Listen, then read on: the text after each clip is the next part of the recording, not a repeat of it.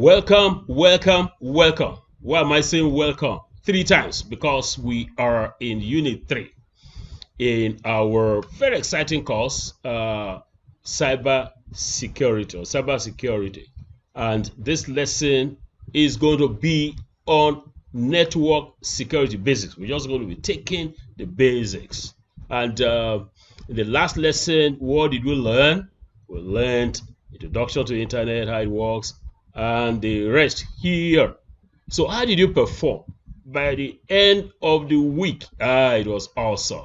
You had 600 over 600, plenty. You can see that the graph is negatively skewed, and this is what we'd like to be having. Please, let's keep it up.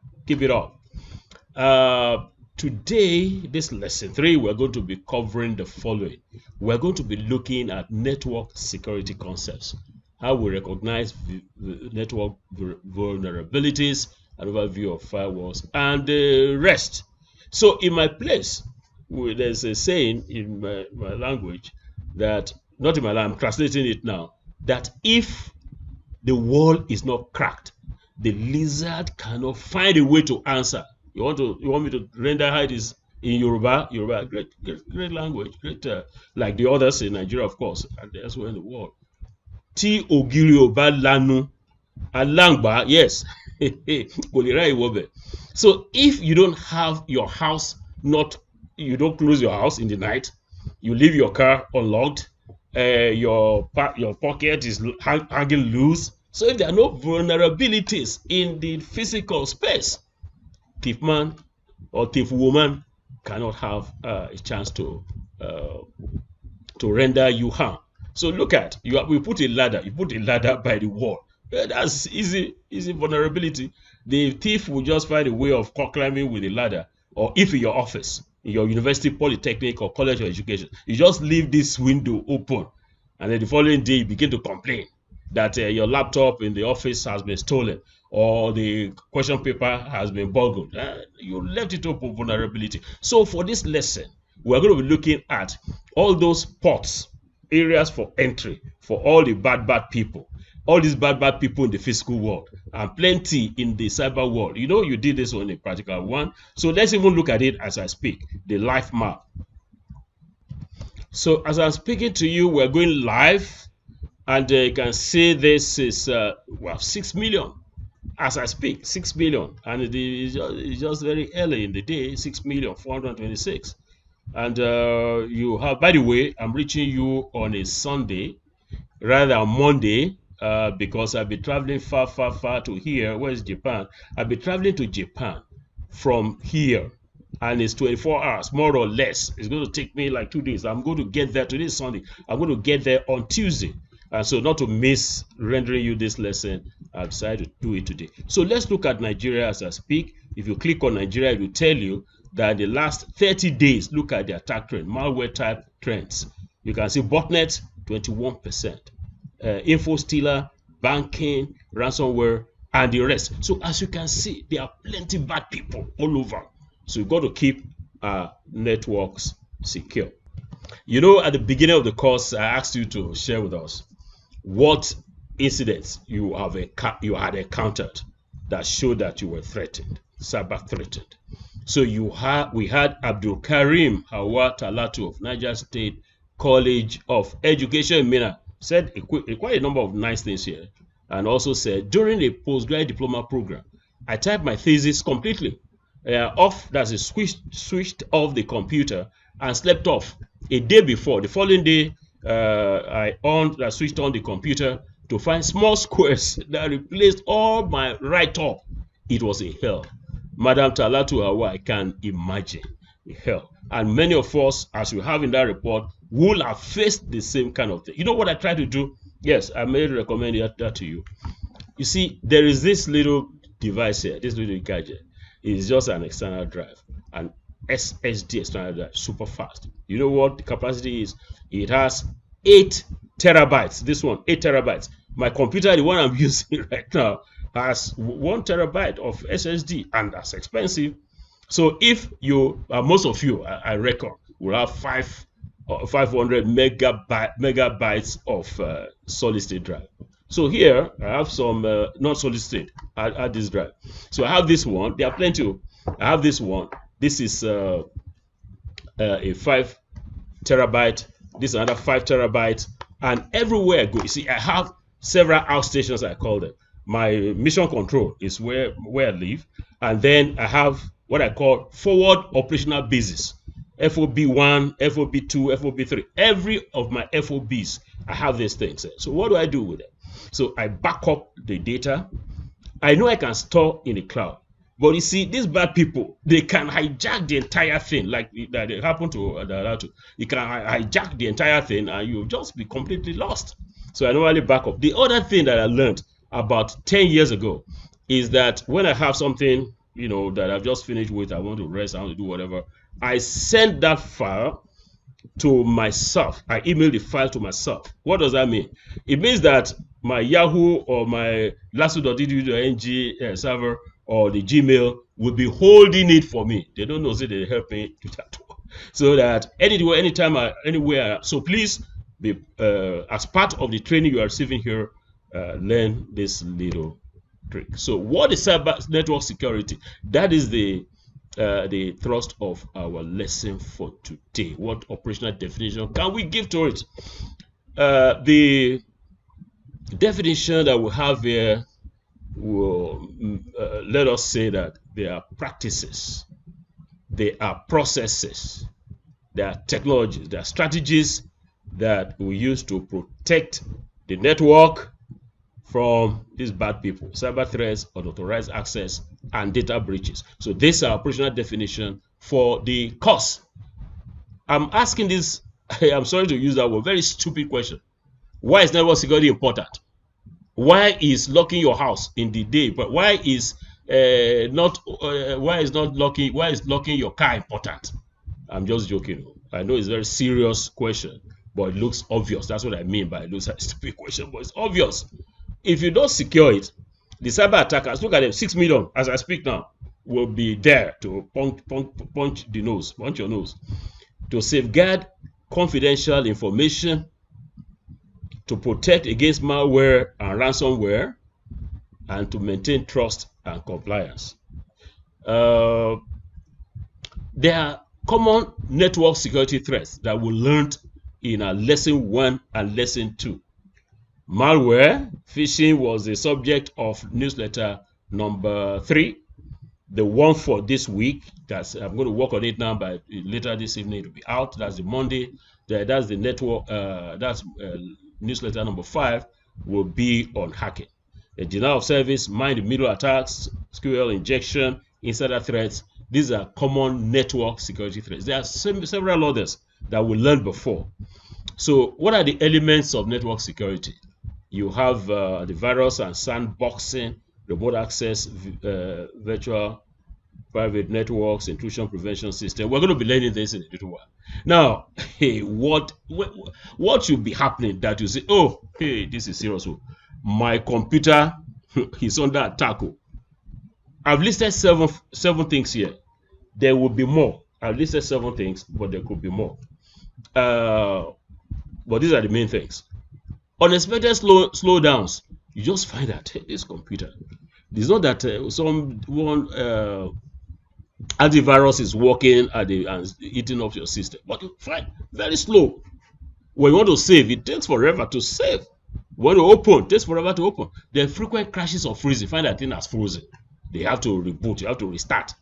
The authorized transactions. Find that your bank account, something is happening. Unusual email sent from your account, or familiar programs or files, something you have not installed. You just continue to find them.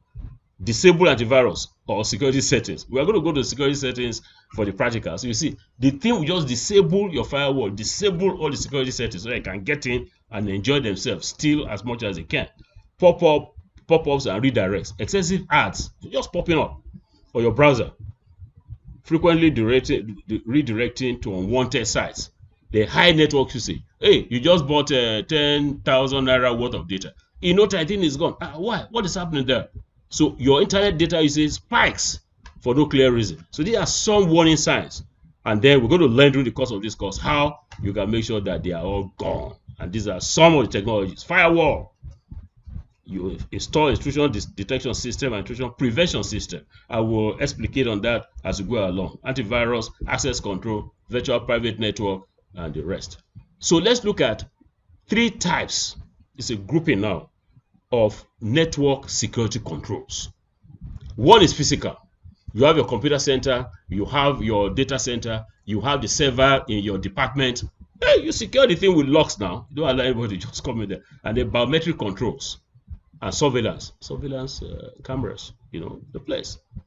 The technical security, firewalls, encryption, antivirus, and the administrative security will relate to the policies that you use, that you put in place for user access and authentication. This table is important like the others. What I've tried to do here is to group them. I told you there are 3 groups. Administrative is people and processes. Physical is physical, technical, technology and systems. So you can see for the technical, we are looking at firewalls, encryption, antivirus, and the rest here. But look at this last line. Combining all 3 will create a layered, comprehensive security strategy. So if you just say, okay, yeah, no, technical, I'm just going to put the firewalls and leave all of those things, hey, you are still susceptible. So what you must do is the 3 must come into operation, into play. Now, to secure your network, there are some network practices that you are familiar with. So I'm just going to gallop through this slide. Strong authentication method. You deploy firewalls and intrusion detection prevention systems. I'm going to later in this lesson, I'm going to talk a little bit more about this. Regular security audit and penetration testing. So like every month, you do. We're going to teach you how you do penetration testing. So you conduct your network. Oh, let's do penetration testing. What does that mean? How are the thieves able to penetrate? What are the ports that are open that all these bad people will want to, bad actors, vectors will want to come in? Then your employers will have to be educated. Your the students, the staff, everybody about security awareness, cyber security awareness. Then back up critical data. I've just said it. Your critical data, you have to back them up because there could be ransomware. They'll just hold the whole thing. They want it local, they want the cloud, hold everything ransom. And so you'll be stranded. Implement security Wi-Fi practices. Now let's go on to the key principles of network security. We did this before, can do it again. So defense in depth, what does that mean? Deep. Multi-layers of security. Multi-layers, not just one. Not just do firewalls alone. Encryption, intrusion detection. So to prevent against different attack vectors. I like this one, attack vectors. So you can be using it. We are building up a vocabulary in this course for the group. Attack vectors. So least privilege. You don't get everybody the same access to all the areas in the network. So you just give them access to where their task is limited. Segmentation. Dividing networks into smaller subnetworks. I will come to this again to contain breaches and limit lateral movement by attackers. So let me hold on. Encryption, you know that. Regular updates and patch management, you know that. So let's look at firewalls. There are 8 different types of firewalls. You have the hardware, where the devices that represent a separate piece of hardware are placed between an internal and external network. This is also known as an appliance firewall. Then you have the software firewalls, like the one we are going to do in the practical. It's installed on the host device. Since it's attached to a specific device, it has to utilize its resources to work. Therefore, it's inevitable for it to use up some of the system's RAM and CPU. So the others are cloud firewalls, proxy firewalls, circuit level firewalls, stateful inspection firewalls, packet filtering firewalls, and the next gen firewalls. The next gen firewalls include advanced features like deep packet inspection and intrusion prevention.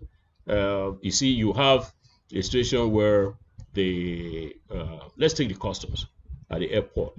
you go, you coming British Airways, you coming from Tokyo, to Lagos. You just say, okay, fine, pass. But this other one will go deeper, will include deep packet inspection. Open what do you carry? Open the thing. You carry this packet of the what's in the books. Oh, professor, okay, books. Oh yeah, go. But packet, you coming from somewhere trader. Oh yeah, open this thing.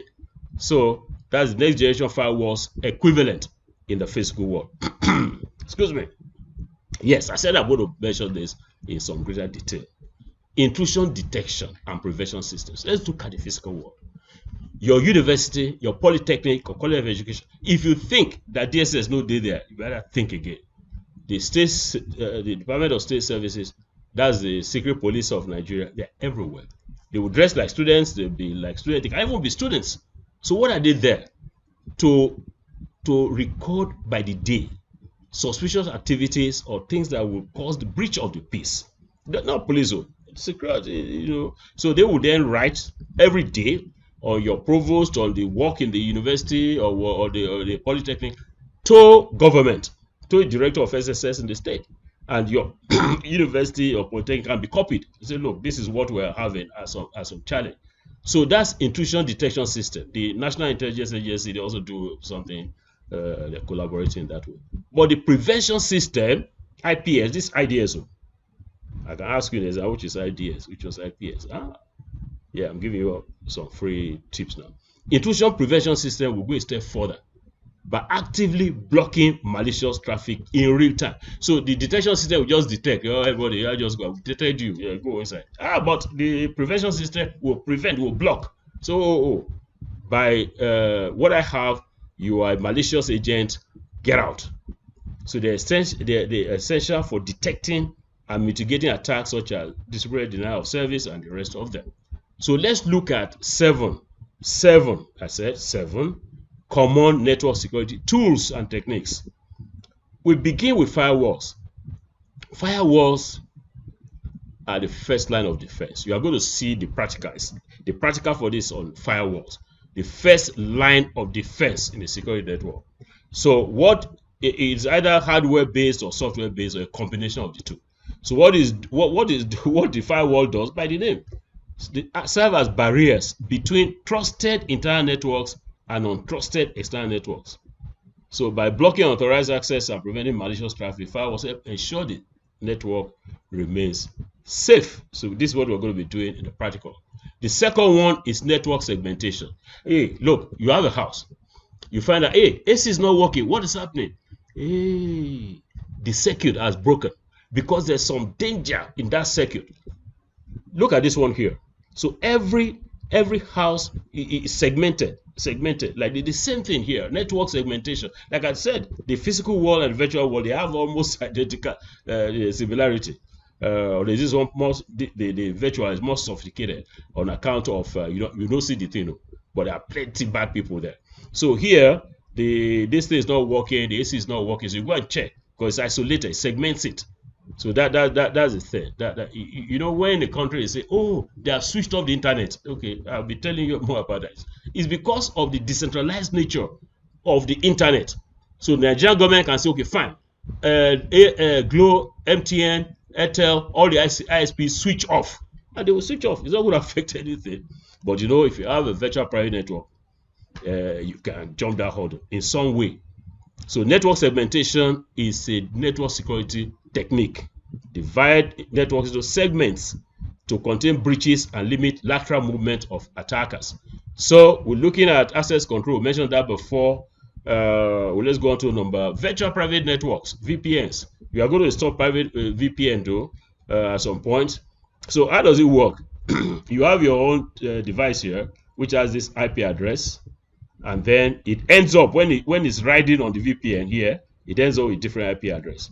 So it screens the from malware and the rest of them. So it encrypts here, it encrypts it. We're going to do that at some point. Then antivirus, we are aware of this, and it's a tool. Behavioral analytics monitors network activity to detect anomalies and potential threats. And then email application security. Hey, time for a break. I know you're happy. Okay, now let's take a break.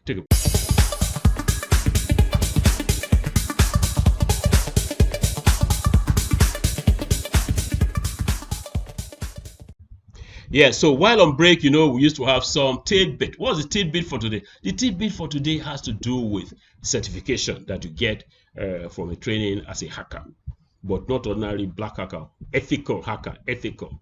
You're doing it, it is a thief that knows how a thief walks on a rock. We have that one in Yoruba. To Yoruba is laden with nice proverbs and sayings.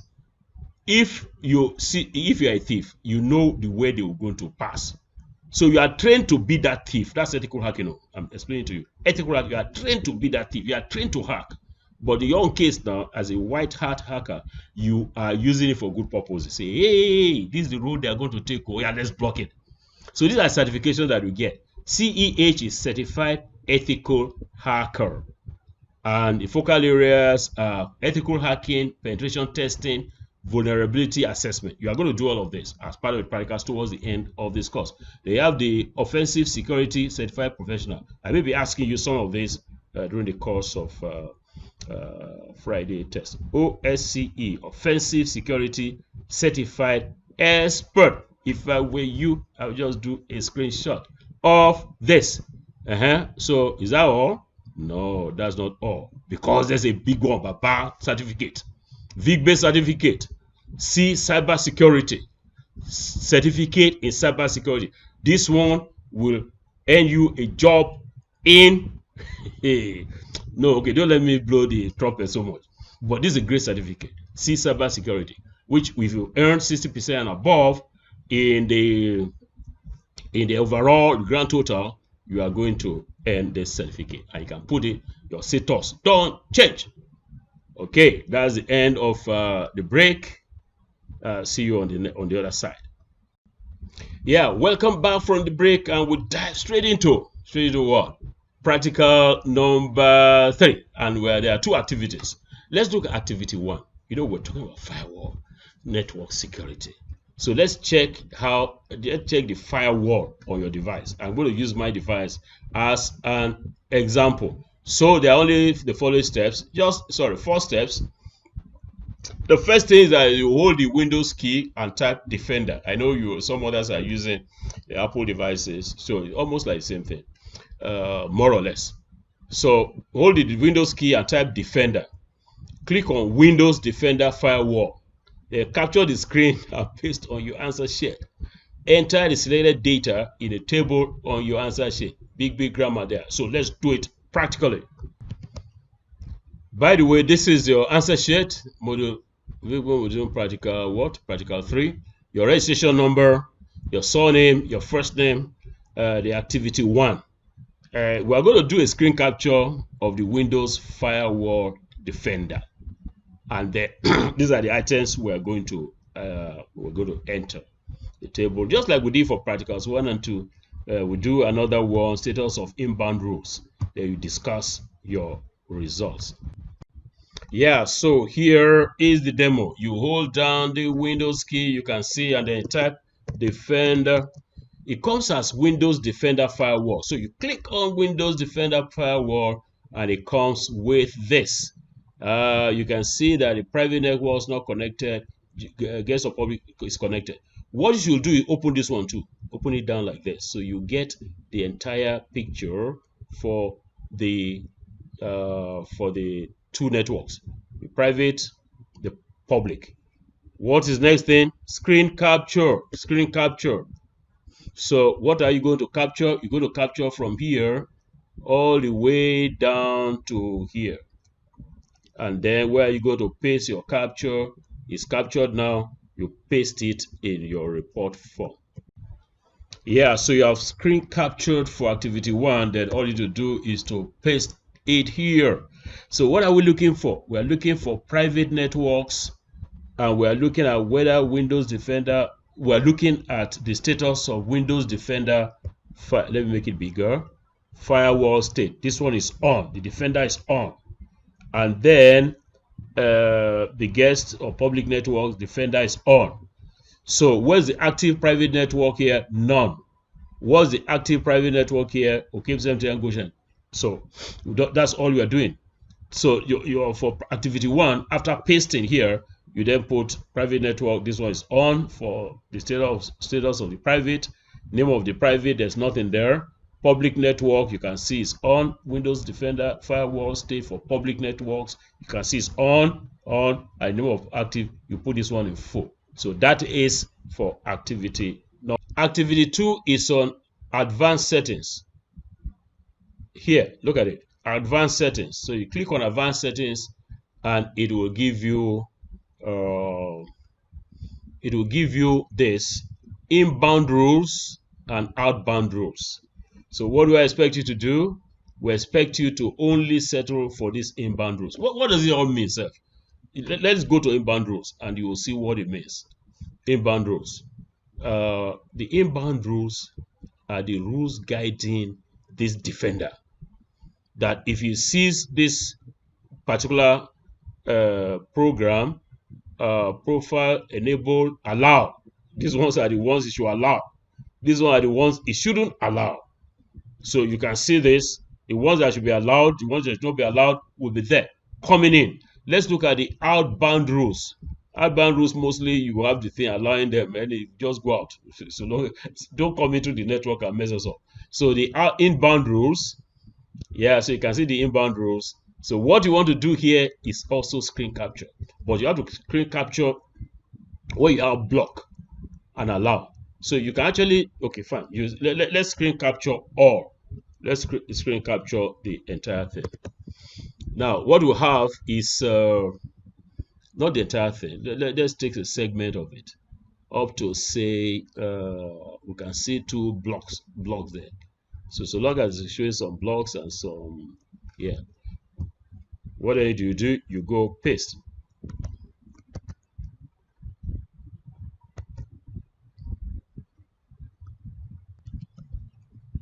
So what are you pasting? You are pasting the inbound rules. Inbound rules, then paste screen capture. Let's delete this and then paste this one here. All right, so you can see it's pasting this. So status of inbound rules. That's the next thing you go to enter. The rule, the profile, and the action. So you are going to get the rule, inbound rule. Take this one, opera.exe. The profile is public, and the action is block. So I expect I should put 2 that are going to be blocked and 2 that will allow. So all you need to do is maybe you put in teams.exe, profile is public, allow. So let's do it. Opera.exe rule, opera. I will just do it at the and I'll come back to you. I've done 2 now. You have to do 2 blocked and 2 allow. Microsoft Office Outlook, profile public, action allow. Opera.exe public, block. So you're going to take another one. If you can't find, okay, I think you just do 2. Just do 2. That will be just fine. Then what else? I'm going to take this off. So you just do 2, and then you discuss your results. So it's as simple as that for this practical. But one last thing. You know, I mentioned that some sneaky attackers can come in here. What they do is they'll come and turn off your Windows Defender. Nothing to defend you. All the mopole that will be guarding you, they take them off. So let's look at it. Customize settings for each type of network. Private network, turn on. If I say turn off, see what's going to happen. If I say okay, now it will go to warn me and say, hey, update your firewall, whatever. Of course, I'm not going to do that. Yeah, you can see the warning that's given to me, red mark there, man. Windows Defender firewall can help prevent hackers or malicious software from gaining access to your PC through the internet or a network. So this is not using the recommended setting for that, so I got to go back to the recommended setting. Now, so you can see Windows Defender firewall state is off. So I got to disconnect that. I'm going to connect it. I'm going to make sure that it's on. Yeah, so what I need to do is quite straightforward. I come back, I say turn off. I come back to this radio button and put it there. and then turn on. So that's just it. You can see that's giving me the green mark. So that's just to let you know that what all these people, when they come in, say, oh, this man has security guy, has assassin dogs, has all of that. Oh, let's demobilize them. So that's what happens.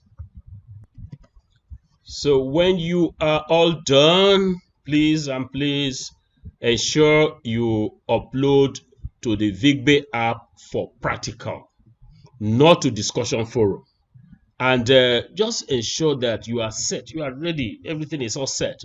Then uploading to practical 3, and then coming back, oh, I uploaded the wrong file. Can you pause this? No, it's not going to happen again. No, it's not going to happen again.